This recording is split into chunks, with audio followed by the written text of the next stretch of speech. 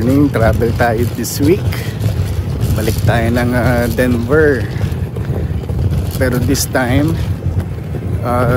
doon tayo sa animal health magtatagal. Pero yung first day natin, pasyal tayo sa human health. Alright, dito na ako sa airport. Puno yung covered parking, kaya dito tayo sa open lot. Medyo malayo ang ating lakarin.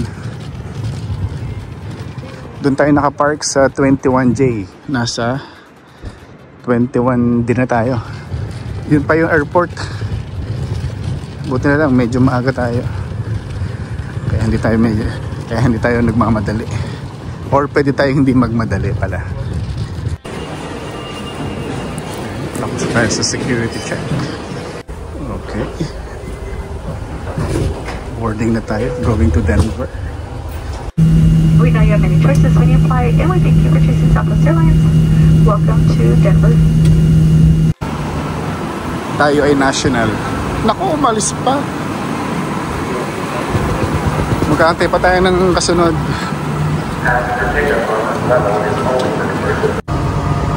So, dito na tayo sa car rental.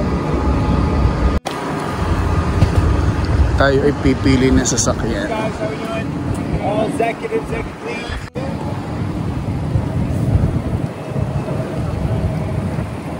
Okay. Magandang mapili ngayon. Dito na tayo sa hotel. Check-in muna tayo kasi hapon na.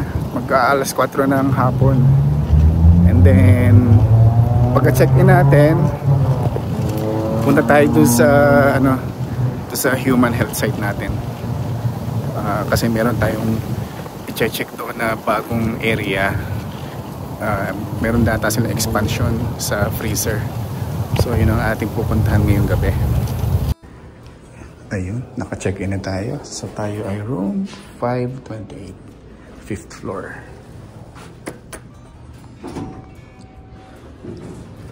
Parang naalala ko second time ko dito sa hotel na to, Garden.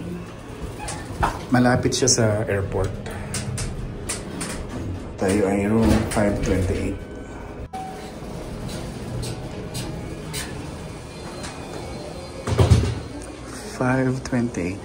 Sa kanan. Hello. Hola. Hola. Hola, amiga. Amigas. Hola.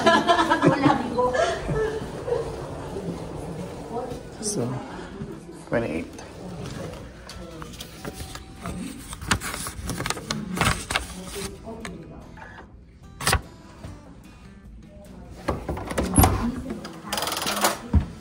Okay. Kunin mo natin bag.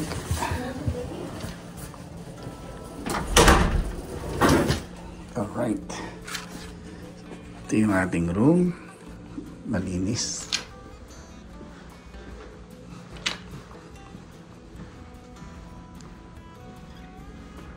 Medyo mahangin dito ngayon sa Denver. Okay, settle muna tayo. And then pahinga ng konti. Ayun, pahinga muna ako ng konti dito. Kasi paano ba?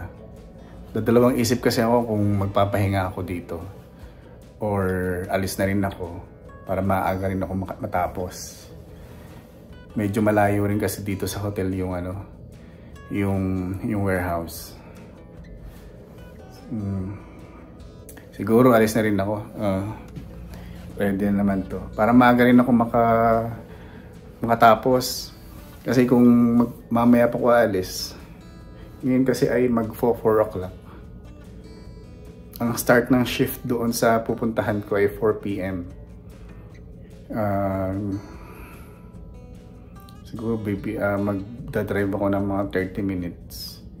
And then, yeah, alis na rin ako. Para maaga ako matapos. Para maaga rin ako makapagpahinga. Alright? Ayun, dito na ako sa hotel.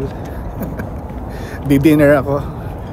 Meron ditong Ted's ano ba yun? Montana Grill. So merong Applebee's and Montana Grill. Dito tayo sa Montana Grill. Pero parang haba ang pila. Parang yun, mahaba pila. Tayo dyan. Hindi tayo pwede. Lamig. Nako. Mahaba ang pila. Cannot be. Dito tayo sa sa Applebee's. Kasi puno dun sa sa Ted's Grill. Order muna tayo. Hindi ko alam kung akala ko dumi. Pero nung isinom out ko,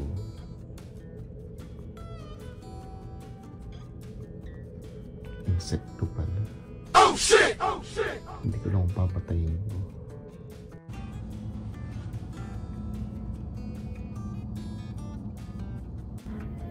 Ayun, day 2 sa Denver. Antok pa ako kasi nagising ako ngayon ng madaling araw. Alas 2. Pero anyway, ayun. Kailangan mong bumangon and then kailangan magtrabaho syempre. Outfit check tayo. Ayun. Nakano tayo. Sencora. From Hawaii. Shoutout nga pala sa mga taga Hawaii dyan. Ganda ng weather na yan. Kagabi medyo malamig eh. Kumain ako sa labas. Buti may dala akong sweatshirt.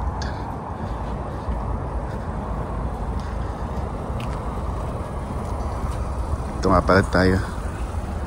Itong ating service. Ba, tika. Saan ba ito? Ito pala. Saan pa tayo na? Saan tayo nakapark?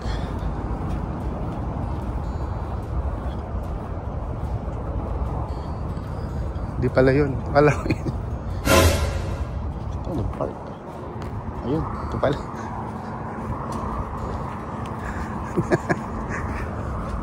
Nakalimutan ko ng aking dala sa sasakyan. Ito.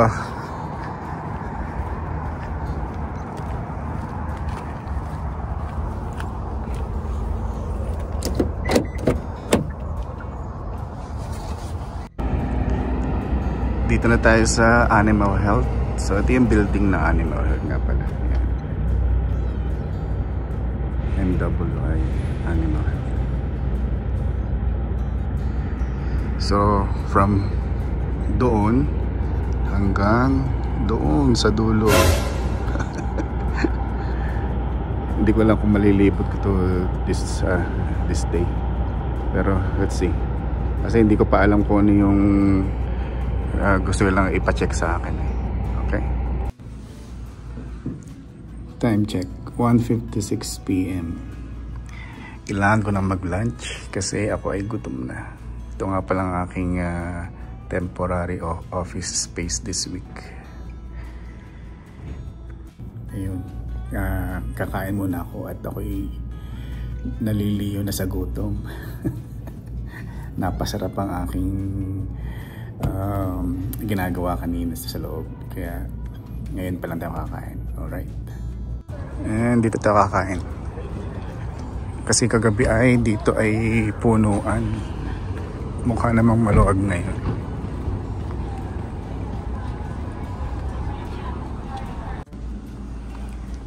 Ngayon ko nalaman, ang dami palang klase ng baboy. Alam ko pork lang eh. Pero dami oh. Hindi ko lang kita sa salamin. May batik pa. That's it, pansit. Day 2 is done. Punta tayo ng hotel. Sumasak ng tiyan ko. Baka kailangan kong mag number 2. Okay. Bibili tayo ng tubig. At nandito tayo sa Walmart. Ang laki ng Walmart dito. Ano, laki.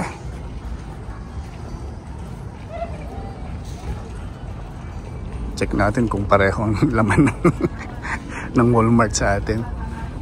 Day 3. Good morning. Yun, day 3 natin dito sa Aurora, Colorado. And today is Wednesday. And I think it will also be a long day for me. But anyway, ayun. Sana matapos ko lahat ng gagawin ko today para bukas konti na lang kung meron man.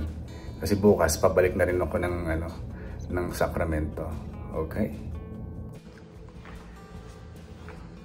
Bag. May tubig tayo. Laptop nandito na. That's it.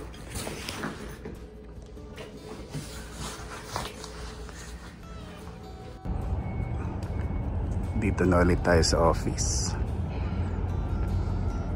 Hindi ko nga pala ito nalibot kahapon. Na-stuck ako dun sa isang pinapanood ko na process.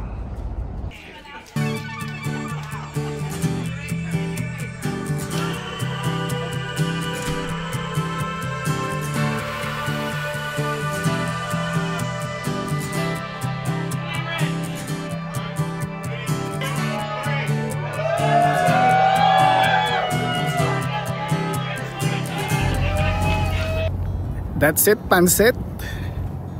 Uwi na. Bukas pa pala. Bukas pa ako babalik na Sacramento. Ayun, third day is done.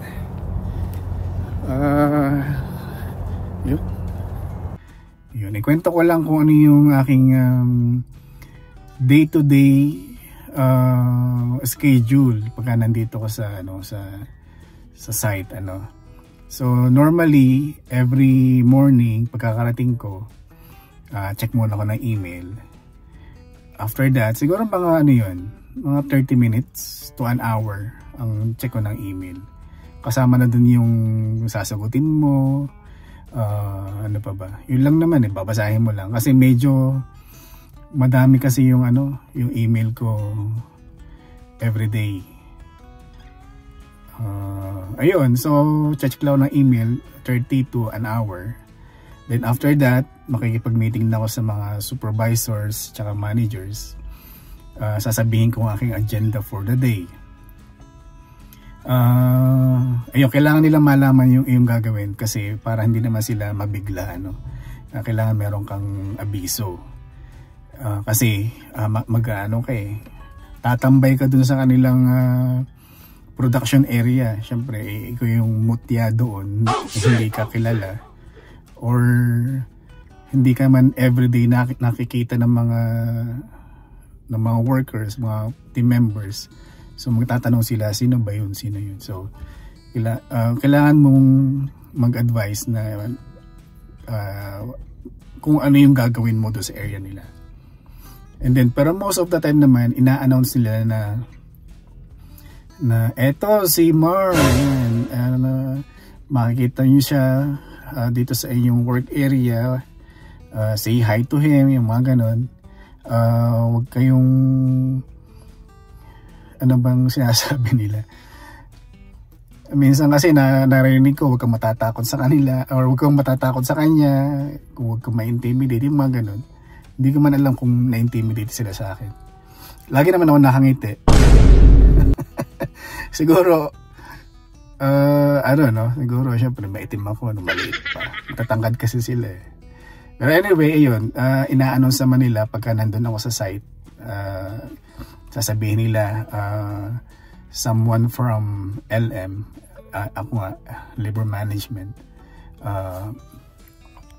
na manunood na activity nila. So wag silang magugulat or magtataka kung bakit merong nanonood sa kanila Pero ako naman, pagka nag-observe ako or nanonood ako ng process, nagpapakilala naman ako. Sinasabi ko na kung anong pangalan ko, syempre. Tapos tatanong kung pangalan nila, ganun. Parang merong short introduction.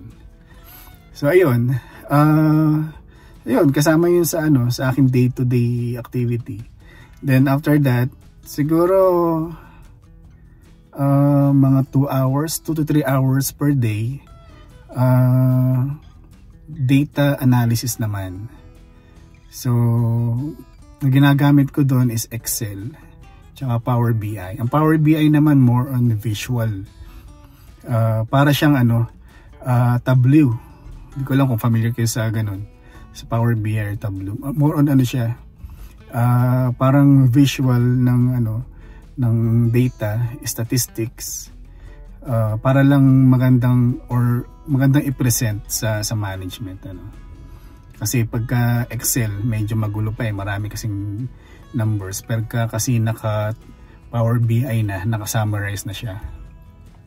So ayun, kasama rin minsan sa aking day to day is nagtatanong ako, kinakausap ko yung mga team members, kinakausap ko yung supervisors, minsan kinakausap ko rin ng technicians. Kasi lalo na pagka floor layout yung pinag-uusapan, tinatanong ko kung possible ba na, let's say, baguhin namin yung layout, yung ganun. So minsan kausap ko rin yung mga facilities. Ano pa ba? Minsan kailangan ko rin mag-present. Let's say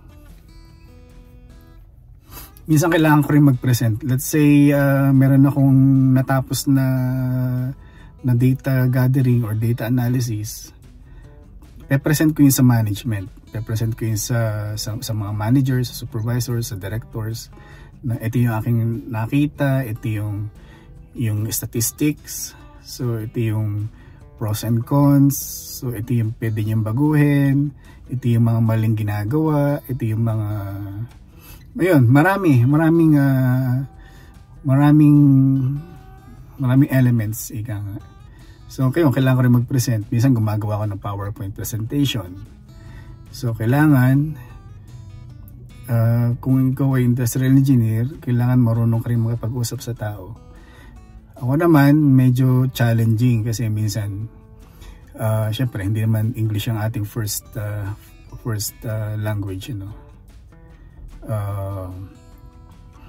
syempre Tagalog iniisip ko tapos itatranslate ko pa sa English, pero so far naman naiintindihan naman nila. Siguro sa tagal ko na rin ginagawa, yun nga lang medyo minsan kasi stressful din kasi lalo na pagka may cost na kasama doon sa iyong changes na gagawin. Pero ayun, nakaka-survive naman. Challenging, oo. Pero kasi ano bang tawag doon? Excuse me. Ano bang tawag doon? May nakalimutan kong term, pero rewarding yung pala. Rewarding yung trabaho. And ayun, masaya din kasi marami kang namimit na tao, marami kang nakakausap. Yung diversity ng mga tao na nakakausap mo, halo-halo, may Mexicans, may puti, may black, may European. Natutuwa ako pag may mga Pilipino, siyempre kabayan, natutuwa rin sila pagka nalalaman nila na Pilipino ako. Kasi syempre I don't know kung basta natutuwa sila. Ganun. Maraming lahi. May Japanese, may Korean. Alam naman dito sa States, napaka-diverse ng population dito. Ayun, so nakakatuwa kung gusto niyo maging industrial engineer as a career, hindi kayo magsisisi, Alright?